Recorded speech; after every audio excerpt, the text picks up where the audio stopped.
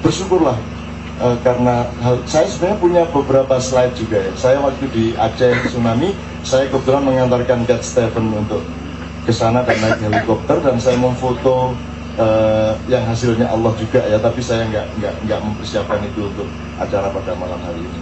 Ketika ada kasus karikatur di Denmark, saya menjelaskan itu di daerah Mandar, dan ketika saya pakai layar begini menjelaskan karikatur-karikatur itu dengan segala macam jawaban Islam terhadap itu, teman-teman itu memfoto saya berdiri di situ, itu di sebelah sininya layar, terus di sini itu ada orang juga dalam foto itu, padahal nggak ada. Nah, ada orang juga yang wajahnya cahaya, jadi gamis putih, tangannya ada, cuman kepalanya cahaya. Jadi itu Rasulullah sendiri yang hadir di situ. Karena kita sedang semua memprihatinkan keadaan Rasulullah gara-gara kartun di Denmark itu. Kemudian kita juga ke Belanda, ke tempatnya Geert Wilders, kita ingin dialog segala macam. Saya kan tidak keberatan Rasulullah dihina. Tidak keberatan itu artinya Rasulullah kok dihina. Ya diguyu kan Rasulullah itu tidak apa-apa dihina, tidak akan mengurangi apapun pada Rasulullah. Jadi hinaan itu pasti akan memantul. Wa ma romaita idh romaita walakin Allah roma, kan begitu. Rasulullah sendiri tidak mungkin marah, tidak mungkin geram. Dan semua orang juga mengetahui bahwa Rasulullah tidak mungkin marah, tidak mungkin geram terhadap hinaan-hinaan. Rasulullah pasti akan tersenyum dan mengatakan Allahumma di qaumi fa innahum la ya'lamuna ma yaf'alun. Ya Allah, berilah petunjuk kepada mereka karena mereka tidak mengerti apa yang mereka lakukan. Kira-kira gitu yang dilakukan Rasulullah. Nah, ada banyak sekali cerita-cerita seperti itu, teman-teman sekalian. Kita tinggal mensyukuri, tapi jangan kita dramatisir.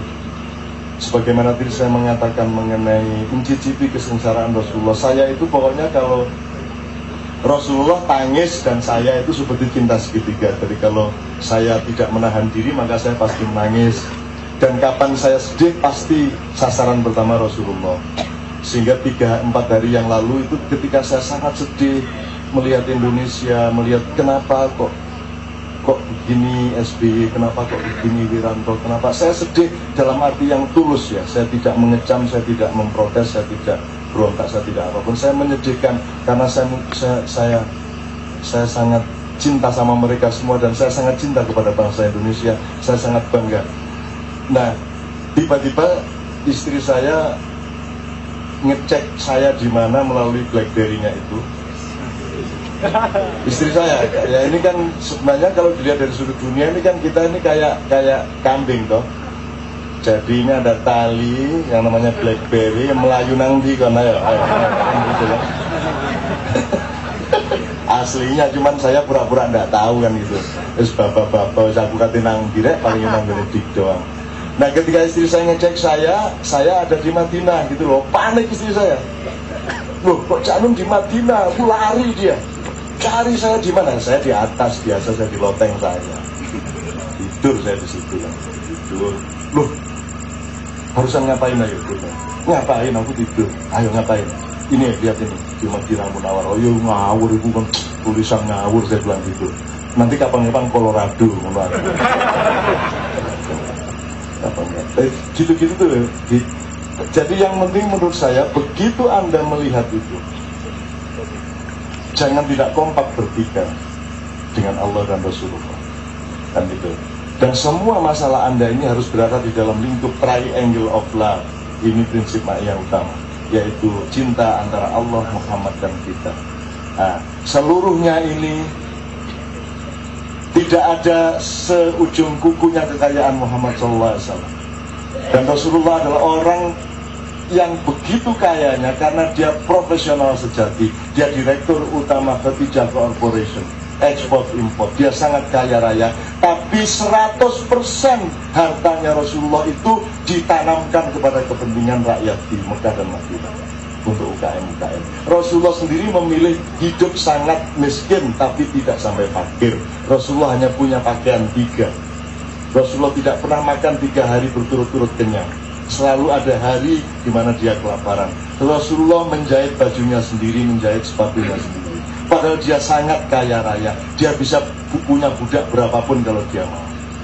Jadi Rasulullah zakatnya, infaknya, sedekahnya saya kira tidak hanya 100%, lebih dari itu. Tentu saja kita tidak usah seperti Rasulullah, tapi kita membuntuti beliau. Beliau adalah cakrawala kita. Jadi begitu Anda diberi rahmat oleh Allah, entah berupa macam-macam, tulisan Allah atau tanda Allah itu macam-macam. Kadang-kadang kayak nggak ada apa-apa, tapi Allah hadir. Caranya Allah hadir selalu melalui simbol yang kita kenal. Jadi tiap hari jangan tidak peka, tiap hari selalu ada kehadiran Allah, gitu loh. Cara Allah hadir itu sederhana, misalnya Anda milih hotel, dapatnya kamar persis tanggal lahir Anda, misalnya gitu ya, gampang-gampang aja. Waduh ini enaknya pijet, aduh ya Allah nih betul aku datang tukang pijet, gitu loh Mas. Jadi hati-hati kalau sudah dekat sama Allah, jangan punya keinginan macam-macam, tercapai loh nanti. Awas loh. Ya, istri saya itu gawat itu. Istri saya itu jangan punya keinginan, datang langsung. Gitu loh. Kalau dia masih awet sama saya itu berarti dia belum pernah punya keinginan untuk pisah dari saya. Dan kalau dia punya keinginan langsung terjadi itu. Mati Ali.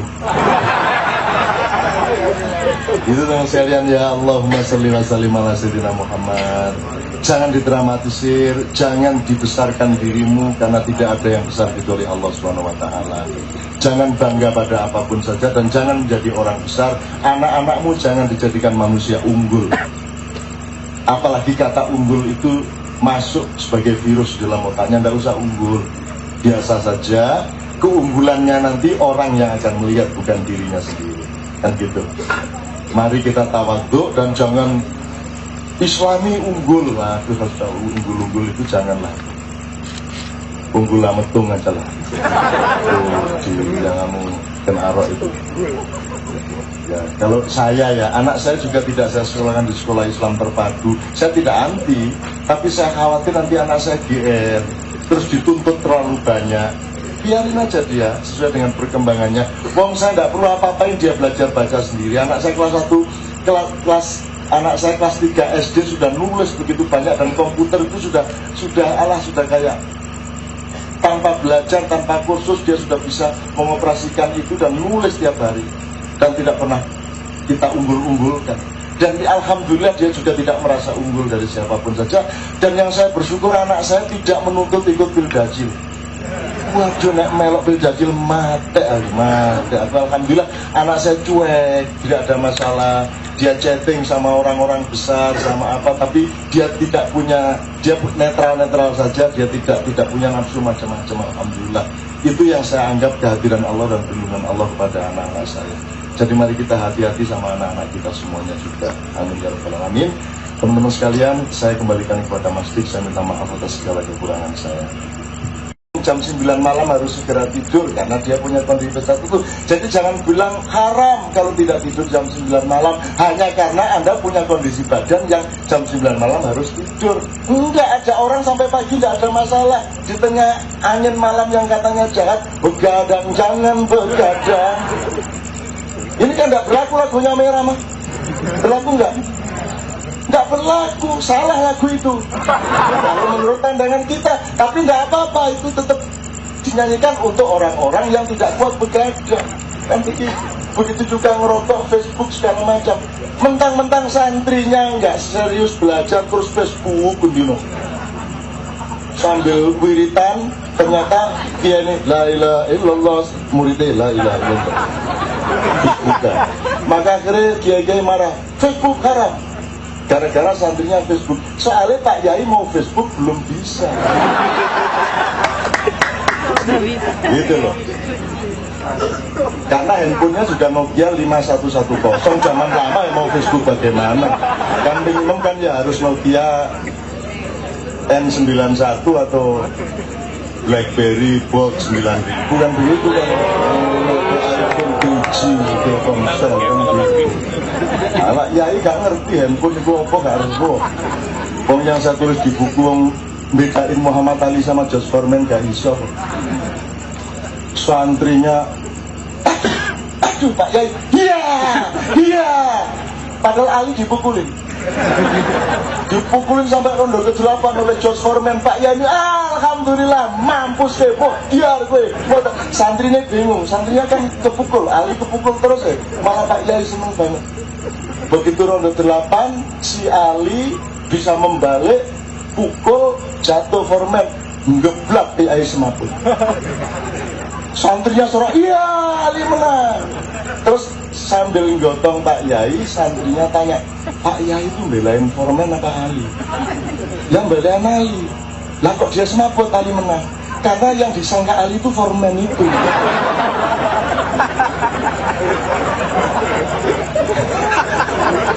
Angel musuh Pak Yai kayak gini. Ya teman sekalian, ya mohon maaf ya. Mudah-mudahan kegembiraan Anda ini kegembiraan fillah, kegembiraan fi nuri Muhammad, kegembiraan fi barakah, kegembiraan fi himmah wa fadilah. Ini beliau orang yang mendapat fadilah dari Allah Subhanahu wa taala. Amin ya rabbal alamin. Namanya ditambah dik doang fadilah.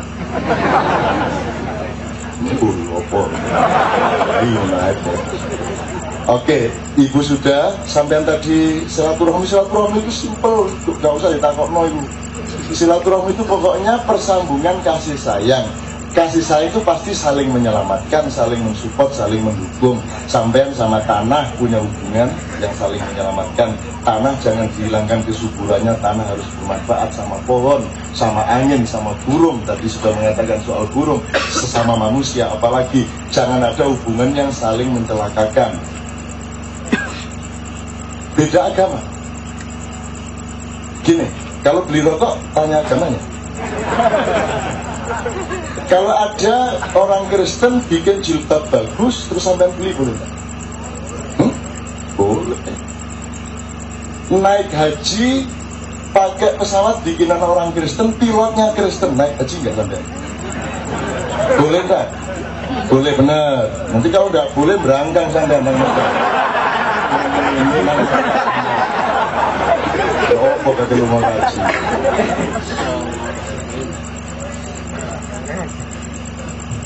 Saya pernah dengar gitu ya, kadang-kadang kalau kita melangkah sedikit aja ke daerah yang bukan satu keyakinan dengan kita, itu kadang-kadang menimbulkan apa gitu kan, bahasa yang kurang enak gitu didengar.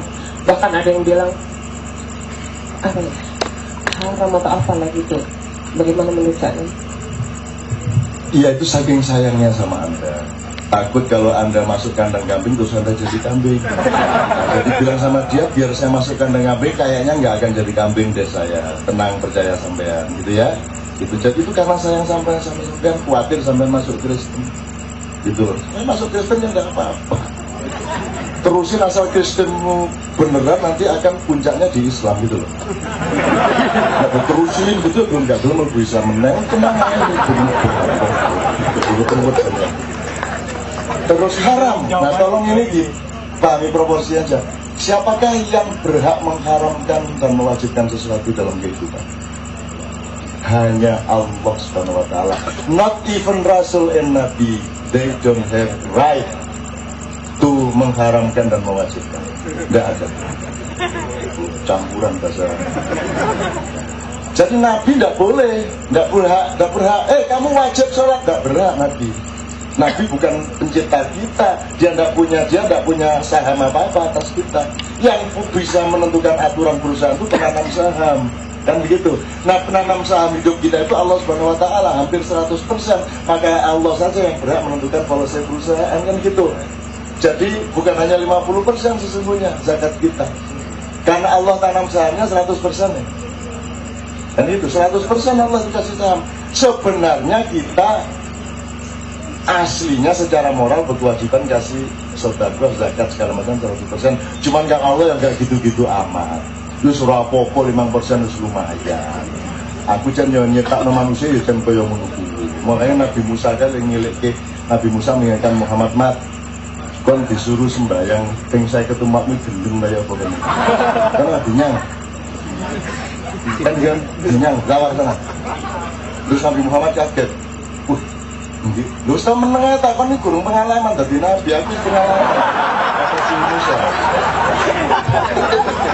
Aku pengalaman, aku ngerti ngeluh, aku musuh menungso kok disuruh sholat 50 kali. Alah Sekali aja belum karuan dilakukan, udah sana akhirnya 45, 40, 35, 30, terus ditawar lagi sampai akhirnya tinggal 5 kali, sehari 5 kali. Itu karena Musa sudah ekspor dia, jam terbangnya sudah kayak Golkar gitu. Jangan sok kamu Demokrat gitu kan, kira-kira gitu kan, ini belum tentu loh, sebentar lagi loh, kira-kira gitu loh. Gitu lah, jadi itu saja ditawar gitu ya teman sekalian. Jadi mudah-mudahan silaturahmi tadi itu menjadi kepekaan sehari-hari. Apa sih yang lebih nikmat itu betul-betul mempersambungkan cinta loh. Sila itu kan persambungan, sama dengan kabel bahasa Inggrisnya jadi kabel. Duluan mana, kabel atau hablum? Ayo, duluan mana? Mas kalau zoologi apa? Binatang. Itu pelajaran zoologi.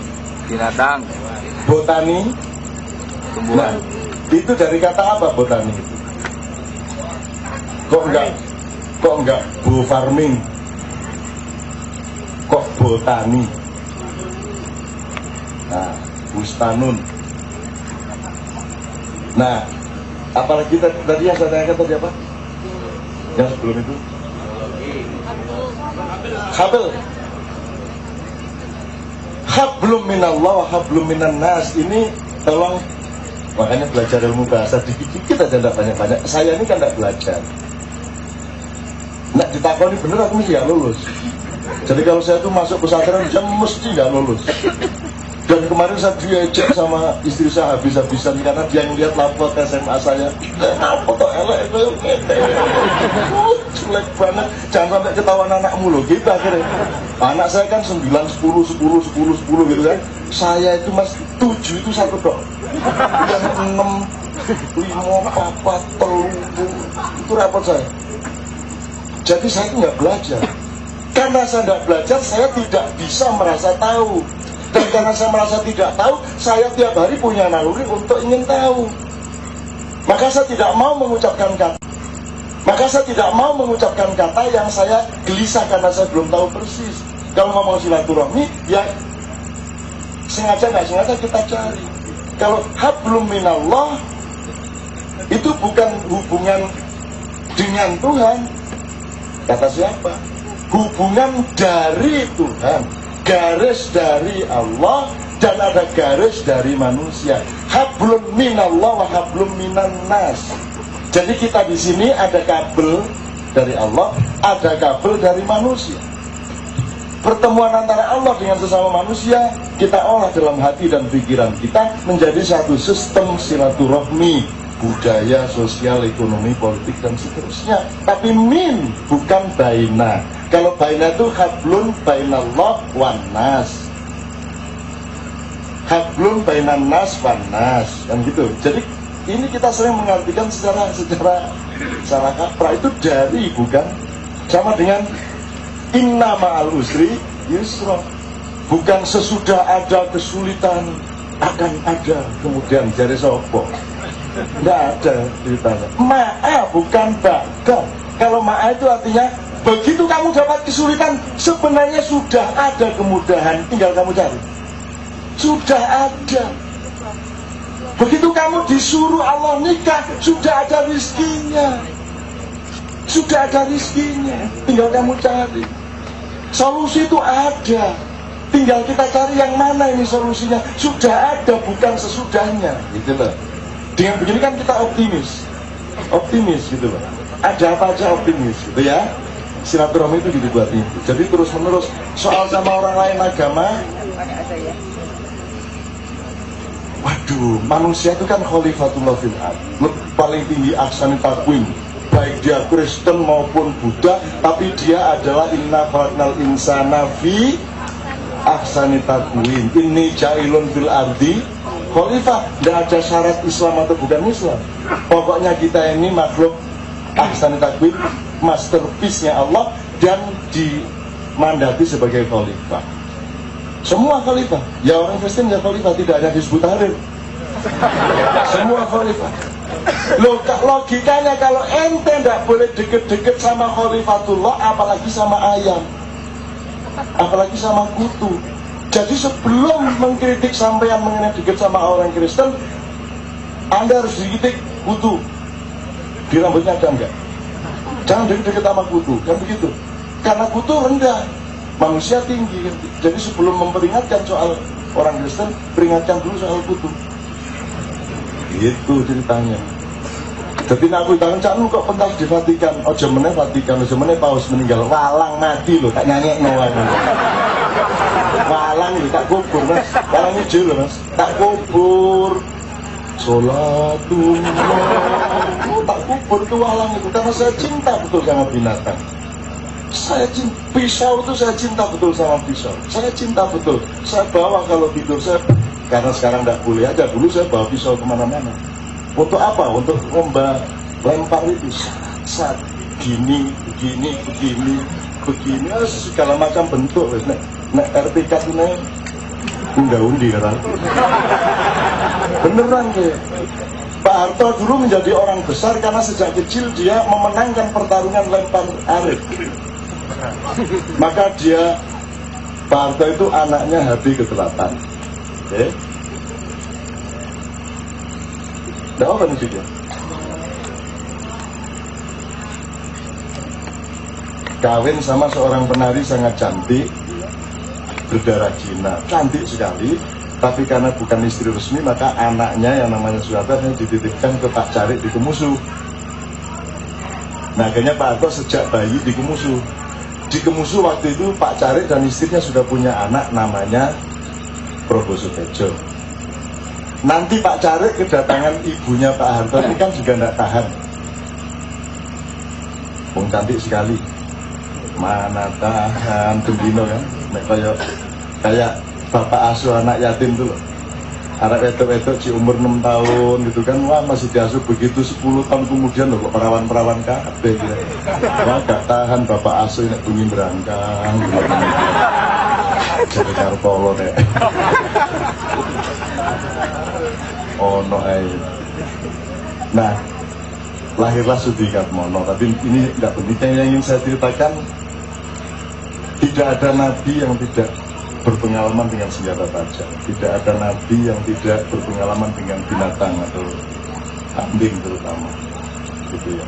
Jadi tadi Rasulullah dibedakan sama ada lagi Rasulullah sebagai jago gulat, sebagai pegulat. Rasulullah sebagai ahli memanah, Rasulullah sebagai olahragawan. Rasulullah itu gulatnya kayak kayak aikido. Jadi dia kalau mengalahkan orang itu momentum.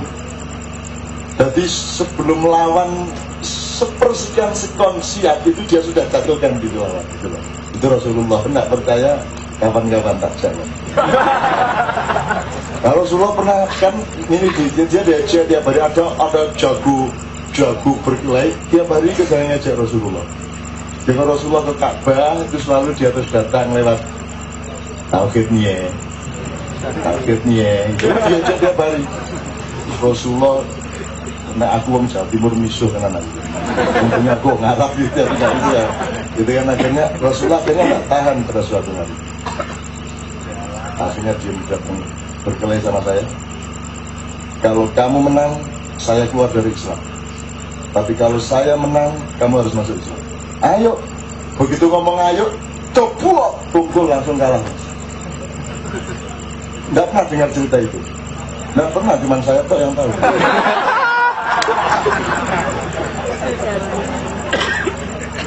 Loh, bener mas, bener. Gitu loh. Jadi Rasulullah itu figur yang luar biasa. Jadi kalau anda apa-apa mau lari ke sana, makanya jasa anda berani menghalangi hubunganmu sama Rasulullah dengan menjadi ustadz, menjadi siapa gitu loh. Semua yang formal-formal itu saya hindari supaya anda tidak terhalang, tidak terhijabi oleh saya. Karena Rasulullah ini seluruh pertanyaan mengenai Indonesia sekarang kan bisa terjawab oleh Rasulullah. Rasulullah sipil apa militer? Angel loh. Ya sipil ya militer kami sipil nemen, sipil tapi ya jagoan perang tapi kok ya lembutin nemen angel. Rasulullah itu budayawan bukan? budayawan, insinyur, ahli pertanian, macam-macam Rasulullah, direktur utama, ekspor impor, Al-Amin. Kenapa dia Al-Amin yang menjuluki orang Yahudi? Dia orang yang sangat bisa dipercaya, karena kalau urusan uang dan barang sama Rasulullah 100% aman. Maka dia dijuluki Al-Amin sampai akhirnya ke Polda Metro Jaya.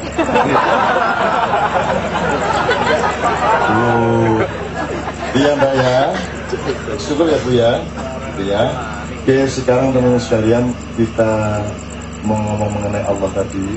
Yang pertama, masjid saya kira adalah orang yang bukan hanya karena inisiatifnya, tapi karena juga perkenan Allah untuk memberikan hal-hal yang khusus kepada masjid dari Allah Subhanahu wa Ta'ala.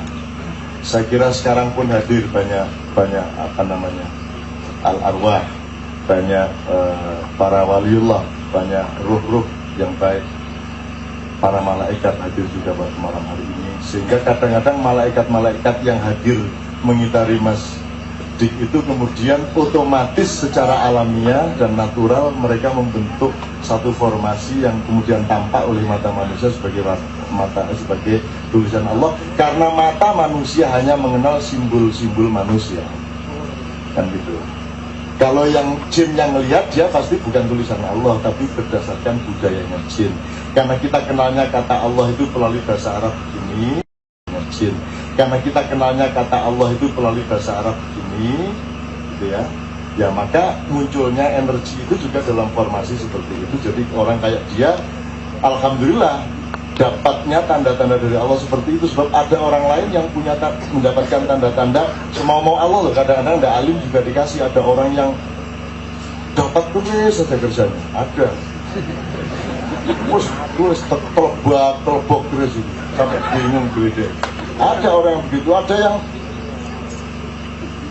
kasar, jadi dia pokoknya ahli mimpi aja. Ada orang yang dibuka, terserah Tuhan itu. Kak saya ini bundel, saya ini nggak ngerti apa-apa, jelas. Tapi Anda sudah laba berapa dengan bikin ini semua? Lah, nggak ada laba kan? Cari laba enggak? Laba duit, enggak kan? Ya.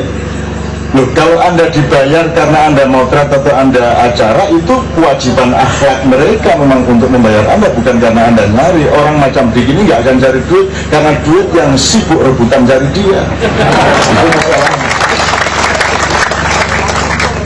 Nah, duit juga suka cari saya cuma karena agak takut sama saya, maka nggak banyak yang berani datang ke saya.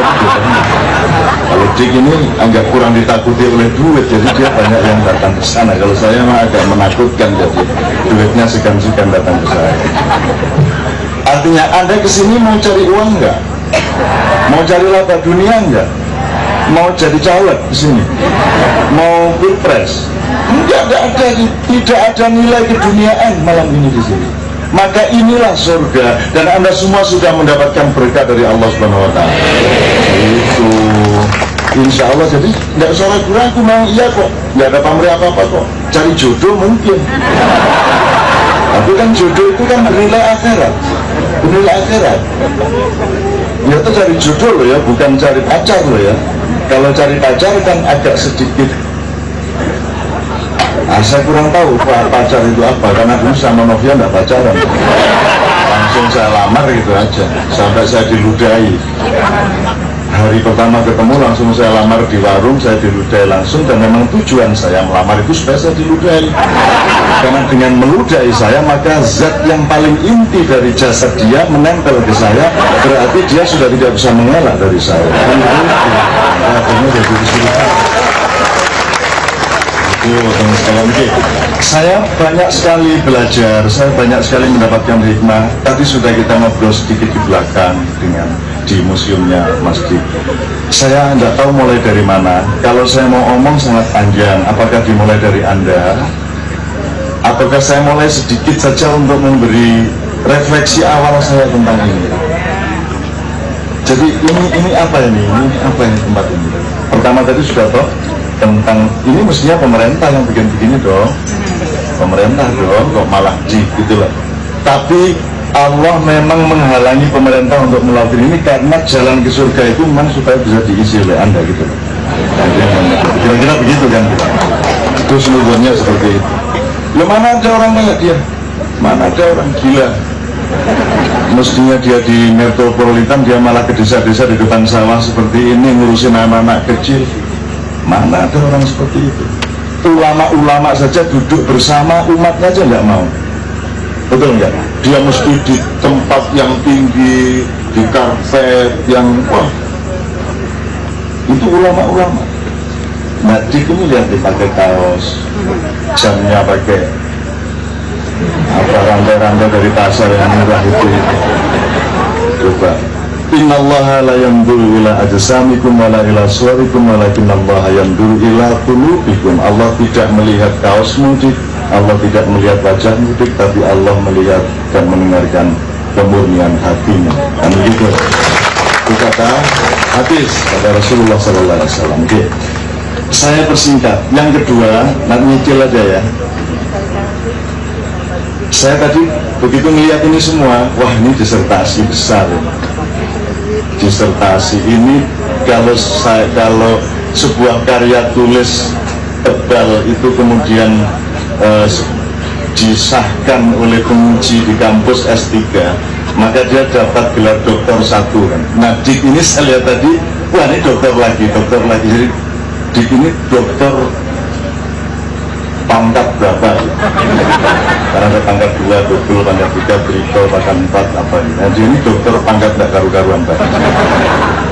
Maka dia tidak menyadari kedokterannya karena menurut dia siapakah orang bodoh? Orang bodoh adalah orang yang merasa pandai. Itu lagunya tadi. Nah, siapakah orang pandai? Orang pandai adalah orang yang sangat pandai tapi tidak pernah merasa bahwa dia pandai. Dan itu di. Saya puji-puji sebab saya belum dapat makanan sampai sekarang.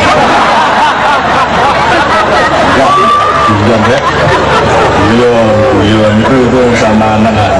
Enggak tadi sudah barusan ditawari malah disuruh maju ke sini. Saya sekolah timnas muda tak kopi malah disuruh ke sini. Itulah iya enggak jangan terpana gini namanya guyon. Itu namanya bersaudara, namanya kemesraan. Cuma kalau nggak dikasih benar ya keterlaluan.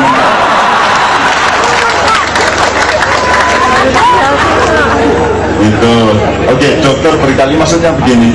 Kalau di gambar Anda lihat ke museumnya, gambar dia naruh kurungan, dia taruh apa saja, ada sutet, ada segala macam. Itu dia memiliki konsep yang jelas. Dia memiliki ideologi dan idealisme yang jelas. Dia memiliki akidah. Jadi kalau dalam bahasa Arab, mohon maaf teman-teman yang jamaah, dalam hidup itu pokoknya harus ada urutan. Pertama ta'aqqub, yang kedua tafakkur, yang kedua tafakur. Ta'aqqub itu artinya, lo ente jangan bawa duit tanpa ada akidahnya dong. Mesti jelas dong letak duit itu di depan Tuhan apa, di depan kamu apa, di depan orang apa. Itu namanya ta'aqqub. Kalau kamu memiliki sesuatu tanpa ta'aqqub, itu berarti ya kamu itu siapa? Yang gitu. Maka dirimu sendiri harus ada akidahnya. Setiap uang harus ada akidahnya, setiap sorot lampu harus ada akidahnya. Nah, akidah itu adalah nilai dasar. Oh ini saya misalnya punya mata. Akidah saya terhadap mata saya adalah, loh ini bukan mata saya cuma dipinjemi mata oleh Allah yang sewaktu-waktu boleh dia ambil.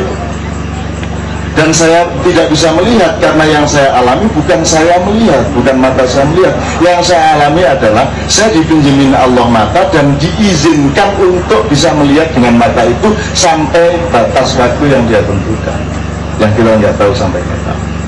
Nah itulah ta'aqqub saya. Maka kemudian saya harus memikirkannya. Oh ini punya Tuhan loh, ini mata saya, maka saya melihat apa dan nggak melihat apa, ukurannya ukuran Tuhan, kan gitu. Kalau Anda meminjami saya motor, ini Pak Yan dari London ini meminjami saya mobil, terus aturannya tentang mobil itu saya bawa kemana, saya boleh jual apa tidak, boleh saya bawa cewek apa tidak, itu aturannya berasal dari saya yang minjem atau Mas Yan yang meminjami. Mas, Jadi meripat Anda, telinga Anda, batin Anda, pikiran Anda, jasad Anda, segala macam yang Anda ada pada Anda itu kan milik Allah. Maka aturannya untuk menggunakan untuk apa kan tidak datang dari kita, tapi dari Allah. Jadi kita melihat apa dari Allah aturannya, mendengar apa dari Allah aturannya. Ini kan sangat sederhana sebenarnya. Nah itu namanya ta'akud. Baru kita tafakuri, kita pikirin benar-benar tatanannya, struktur. Kalau gitu saya melihat apa, berapa lama, mana yang penting saya lihat, mana yang sangat penting, mana yang kurang penting, mana yang kalau boleh nggak usah, kalau bisa nggak usah saya lihat. Itu namanya tafakurnya. Kalau sudah ditemukan sistemnya, ini mohon maaf agak tinggi dikit, baru ditafakuri. Tafakur itu ditegaskan. Nah ini kandang jurang doang ini sudah ada tafakurnya, sudah jelas ini begini, itu begitu. Bahwa anak kecil itu harus diberi peluang untuk belajar menumbuhkan dirinya, supaya kelak dia bisa menjadi orang yang terdepan. Dia diberi perspektif bahwa Rasulullah itu sebagai teladan kita, dia juga seorang suami, dia juga seorang bapak, dia juga seorang apa lagi tadi? Jenderal, saudagar, pedagang, suami, apalagi ya, apalagi kaisar kata beliau. Nabi, Rasul, lain loh Nabi sama Rasul, tahu nggak bedanya? Harus tahu dong. Bedanya Nabi sama Rasul apa coba? Sini. Nanti soalnya saya mau kenalan dulu sama anak-anakku ini. Ya, ini agak terlalu berkepanjangan saya. Kalau mau saya urai ini bisa 3 hari 3 malam soalnya. Saking senangnya saya. Ya. Jadi Nabi sama Rasul bedanya apa? Kalau Rasul nih, kalau Rasul diberikan berupa hukum syarah, untuk yang berupa hukum syarah, untuk dia makan diri sendiri dan umatnya.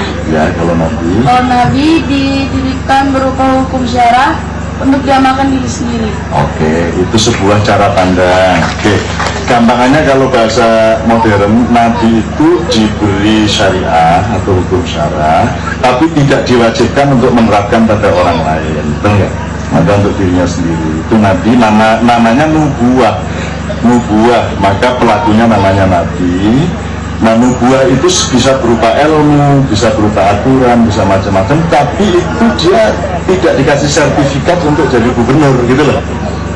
Tapi kalau Rasul, dia pegang risalah itu adalah sertifikat jabatan, bahwa dia wajib menerapkan itu kepada seluruh umat manusia. Bedanya Muhammad sama Nabi sebelumnya adalah risalahnya sebelumnya bersikap lokal regional. Kalau risalah untuk Muhammad, sertifikat jabatannya Muhammad berlaku global universal. Jadi kalau Nabi Musa khusus untuk orang Yahudi gitu kan, tapi kalau Nabi Muhammad berlaku untuk semua umat manusia. Itu risalahnya. Pinter loh. Gila, tepuk tangan, aduh. Saya doakan ya Allah, nanti Indonesia akan diisi oleh anak-anakku generasi ini, dan dunia akan tahu tidak ada yang bisa memimpin dunia dengan damai dan asyik kecuali oleh anak-anak Indonesia. Ya, mohon sebentar, saya mau panggil bapaknya. Sure. Pak Aris, silakan maju ke depan. Ini bapaknya. Pantas dari tadi nyambung terus sama saya. Iya, alhamdulillah. Beliau ini salah satu anak didik kita semua yang dididik oleh pengasuh-pengasuh di belakang ini, dan beliau ini kita tidak pernah malu mengatakannya, dia anak tukang parkir, dan beliau ini luar biasa kan. Saya kaget juga melihat beliau ini tiba-tiba ada di pengkolan jalan, dari balik mobil saya lihat, ternyata dia tukang parkir. Dan anaknya bisa menjawab pertanyaan dari cantik. Tepuk tangan lagi buat dia.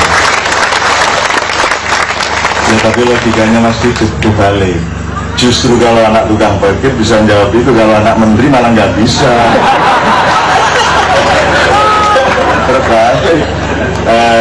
kadang-kadang Allah juga bikin bikin asik-asik. Jadi suka-suka dia, kadang-kadang suka-suka Allah, kadang-kadang ada kekasihnya Allah disuruh jadi tukang parkir, ada yang jadi tukang sol sepatu, ada yang, mohon maaf, kakek saya itu imam masjid, salah satu kakek saya itu imam masjid Sunan Bonang, tapi dia menolak menjadi imam karena dia ingin jadi sapi. Jadi dia kalau siang kerjanya menarik gerobak, dan kalau malam dia cuma jualan kopi, teh sama jajan kecil-kecil itu. Itu sepanjang hidupnya dia seperti itu, padahal dia suaranya sangat bagus, ilmunya sangat tinggi, dia pendekar silat, bisa pegang, bisa ini nyamuk, lalat segala macam, tapi dia menjadi tukang. Nah itu Allah memang suka-suka. Jadi ini jangan dipikir cuma tukang parkir ini. Ini siapa tahu kekasih Allah yang disembunyikan ini, kan begitu kan? Amin ya rabbal alamin. Oke, kita terusin dikit. Setelah itu nanti kita improvisasi ya, supaya saya nggak berkepanjangan gini. Dari soal dokter segala macam yang saya ingat ini, tadi Rasulullah dulu kalau pengajian gini, yang sudah dengar tolong jangan kasih tahu yang belum dengar, yang belum dengar tolong jangan tanya kepada yang sudah dengar ya. Rasulullah jadi pernah gini, kalau pengajian begini nih, sahabat yang pada datang, maka Sayyidina Ali, siapa Sayyidina Ali itu? Menantunya beliau yang dikawinkan dengan Siti Fatimah Zahra ya. Itu si Ali selalu cepet-cepet duduk di samping Rasulullah, untuk menghindari jangan sampai Abu Bakar sama Umar duluan duduk di samping Rasulullah. Masalahnya bukan soal cemburu atau soal politik, masalahnya adalah Umar sama Abu Bakar ini perokok, cuman rokoknya belum disamsu, belum jauh, tapi masih akar-akar gitu ya. Nah Rasulullah itu kan kasihan kalau kena asap isapannya si Umar sama Abu Bakar, maka si menantunya memprotek, memperkuatkan. Tapi Rasulullah ini seorang demokrat sejati. Artinya yang lain itu bukan demokrat sejati ya. Itu cuma jualan demokrasi ya. Nah Rasulullah ini seorang demokrat sejati, maka dia pekewo dong, dia nggak enak dong sama jamaahnya, kok si Ali ini memonopoli mertuanya gitu ya. Maka Rasulullah ingin memberi imbangan secara psikologis kepada jamaahnya. Rasulullah itu betul-betul memiliki perasaan dan feeling demokrasi yang sangat tinggi. Sebelum saya kasih contoh lain, sebelum meneruskan soal rokoknya Abu Bakar ini,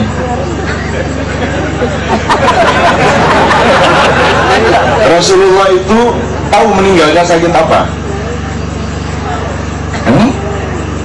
Nggak mungkin Rasulullah sakit paru-paru. Itu jangan ngawur ini. Jangan muji saya. Nggak, Rasulullah itu sakitnya usus buntu, sehingga panas badannya tidak bisa turun sama sekali. Orang menyangka sakitnya Rasulullah 4 bulan panas itu sangat panas luar biasa, melebihi semua orang, mungkin sampai 55-56 panas badannya.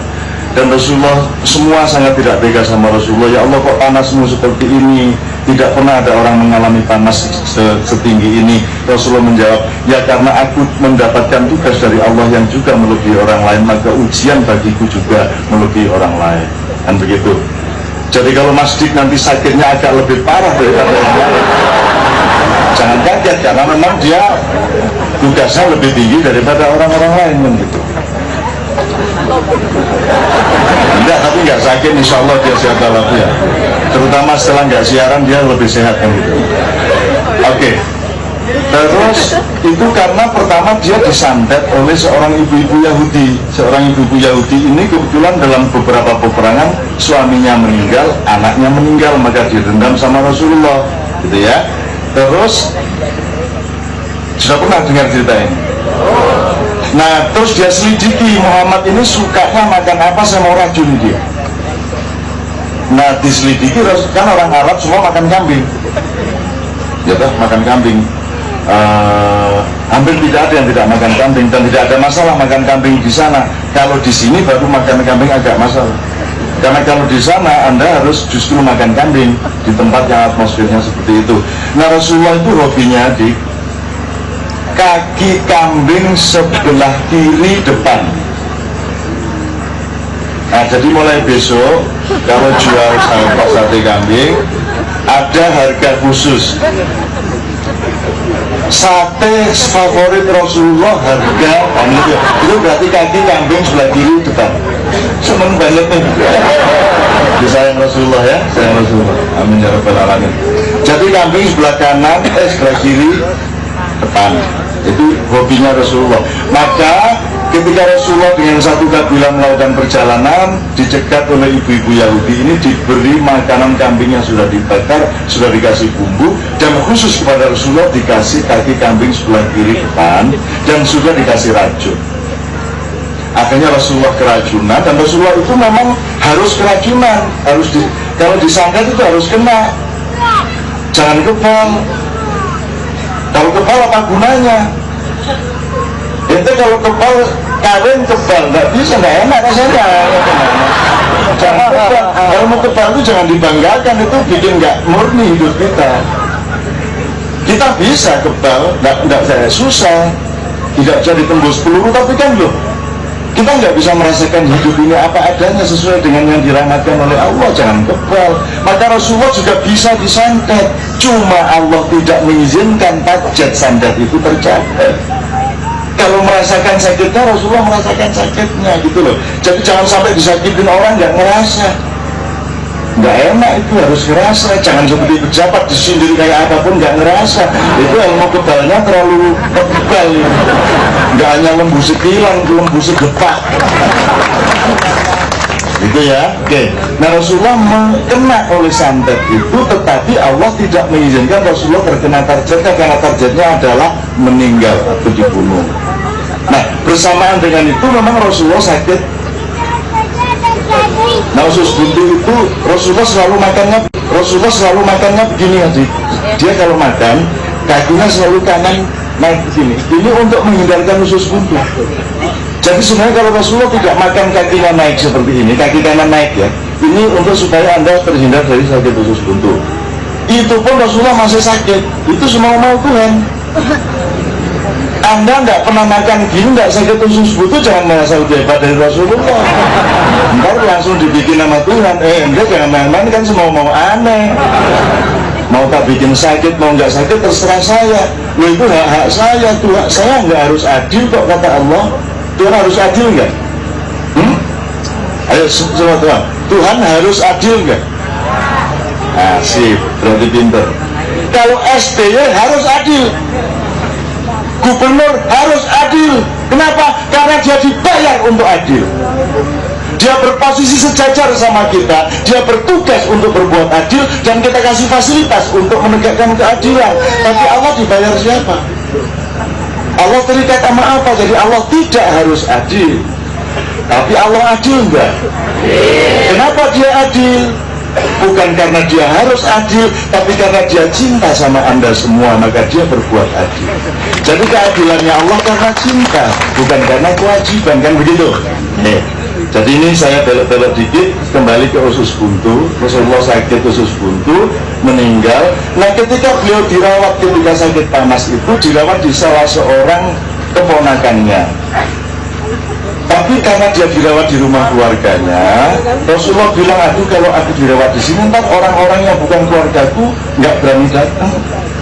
Jadi tolong aku dipindah, jangan di rumah keluargaku, aku dipindah ke masjid saja, di salah satu ruangan. Akhirnya Rasulullah pindah ke dirawat opnam di Masjid Nabawi. Di situ baru semua orang bisa datang.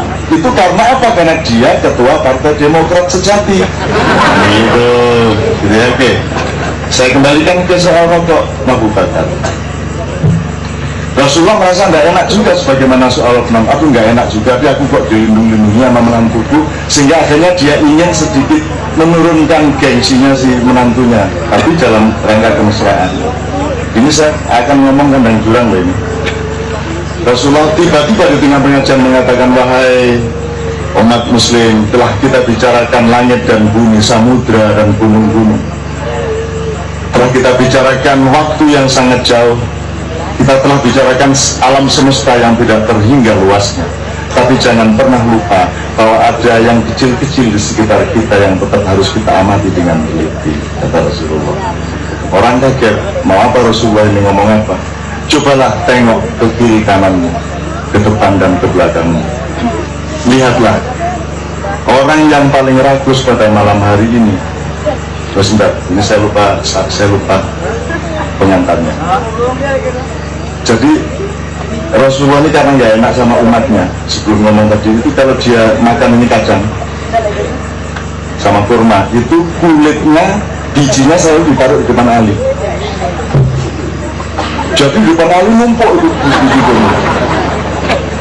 Sementara di depan Rasulullah nggak ada, karena semua ditaruh jadi gini, makan gini gitu. Terus Ali merokok gendeng. Ya kan gitu kan? Kalau seandainya Rasulullah orang Jawa Timur itu ya, iya pomorotua karpe. Tapi ya sudah, ini pasti Rasulullah punya niat, punya maksud tertentu. Nah, ketika sudah bertumpuk itu kulit kacang sama biji kurma di depan duduknya Ali, Rasulullah mengatakan, jangan lupa ada hal-hal kecil di sekitarmu. Cobalah tengok ke depan, ke belakang, ke kiri, ke kanan, dan dengarkanlah kesimpulanku bahwa pada malam hari ini yang paling rakus di antara kita adalah yang di depannya terdapat tumpukan biji kurma dan kulit kacang. Kata si Rasulullah. Ali agak malu-malu, tapi dia cerdas. Dia memiliki kesikapan berpikir. Jadi kalau dia mau talk show kontes presiden, dia pasti menang. Terus Ali menjawab langsung, saya akui ya Rasulullah, waya ayyuhal muslimin wal muslimat, sayalah yang paling rakus pada malam hari ini, karena di depanku ada tumpukan biji kurma dan kulit kacang. Tetapi tolong lebih jauh, lebih lembut lagi ilmumu, engkau hadapkan ke kenyataan-kenyataan yang lebih detail, bahwa ada yang lebih rakus dari aku, ialah yang di depannya tidak ada satupun biji kurma dan tidak ada satupun kulit kacang, karena sudah dimakan sekalian. Itu kata si Ali. Rasulullah senyum, saudara-saudaraku, lihatlah kecerdasannya Ali. Aku memang bermaksud mengumumkan kepada kalian, kalau kalian ingin mencari ilmu di dalam kehidupan ini, maka masuklah ilmu itu melalui pintunya. Pintu ilmu itu namanya babul ilmi. Nah, babul ilmi di muka bumi ini adalah Ali bin Abi Thalib. Jadi Ali adalah pintunya ilmu pengetahuan. Nah, malam itu resmi dia menjadi babul ilmi. Ali juga tidak kalah. Saudara-saudara, jangan terjebak oleh kalimat itu. Kalau engkau memasuki pintu, kan pasti ada tembok dan rumahnya. Kalau engkau memasuki gerbang, pasti ada kota sesudah gerbang itu. Nggak bisa, emang Abu Nawas. Kalau Abu Nawas, kuburannya cuma ada pintunya dan ada gembok gede banget, tapi nggak ada temboknya. Jadi kalau kita ke kuburan Abu Nawas, wah gemboknya gede, jadi kita nggak bisa masuk. Ya tapi orang di sini nggak ada temboknya, tinggal di sini kan. Itu persis Indonesia. Gayanya kayak anti korupsi. Padahal yang nangkap orang korupsi jangan disangka pasti tidak korupsi, kan begitu kan? Yang nangkap maling jangan dipikir dia pasti bukan maling. Anda harus punya pikiran ganda di Indonesia. Oke, tapi saya nggak ngomongin Indonesia. Ali adalah pintunya ilmu. Terus kata Ali, kemanakah engkau pergi setelah memasuki pintu itu, kecuali engkau mengembara di dalam kota ilmu pengetahuan. Dan kotanya ilmu, Madinatul Ilmi, tidak lain di alam semesta ini adalah Rasulullah Muhammad SAW. Dan gitu. Nah, jadi Ali itu pintunya ilmu, Rasulullah itu kotanya ilmu, kandang jurang doang adalah Baitul Ilmi. Disinilah rumah ilmu, disinilah kebunnya ilmu, disinilah kebunnya ilmu. Kalau Anda masuk di sini tidak dengan kecerdasan dan kemurnian hati, Anda tidak mendapatkan ilmu dan hanya akan mendapatkan barang-barang yang Anda tidak bisa memaknai. Tapi kalau Anda ke sini dengan receiver pikiran, receiver hati yang jernih, maka akan mendapatkan banyak sekali ilmu di lingkungan beliau ini. Tepuk tangan untuk Baitul Ilmi. Baitul Ilmi kalau bahasa Yahudinya Bethlehem.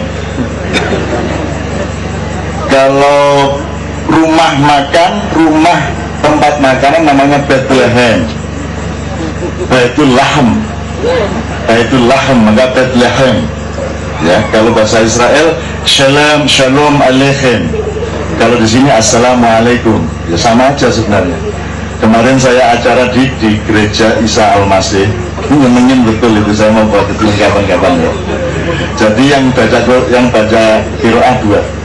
Di sini orang NU, muslimat baca Quran pakai jilbab, A'udzubillahi minasyaitonirrajim, pakai terjemahan. Sebelah sini juga pakai kerudung yang dibaca bi abi wa waladihi. Pakai bahasa Arab, pakai lagu Arab, ibu-ibu NU telanjur amin. Padahal disini demi Allah Bapa dan Roh Kudus. Cuman di bahasa Arab kan di abi wa ruhil kudus. Dan itu kan amin mutiar gitu kan. Kampus lo. Lo kok itu dimanipulasi kok Kristen kok bahasa Arab lo bagaimana sih? Emang Isa orang mana? Emang Isa orang Jawa? Yang bener aja emang Isa orang Inggris. Isa orang Timur Tengah, bahasanya dulu bahasa Ibrani yang kemudian mecah menjadi bahasa Arab dan bahasa Yahudi kan begitu. Jadi orang-orang Kristen di Libanon ya begitu kalau beribadah, Allahu Rabbus samawati wal ardh. Orang Madura lewat aduh amin amin. Ya, oke. Sekali lagi tepuk tangan untuk Baitul Ilmi. Saya persilakan Mas Dik untuk mungkin bisa berinteraksi supaya saya nggak tahu banyak. Sini dulu ya. Dulu ini ada nih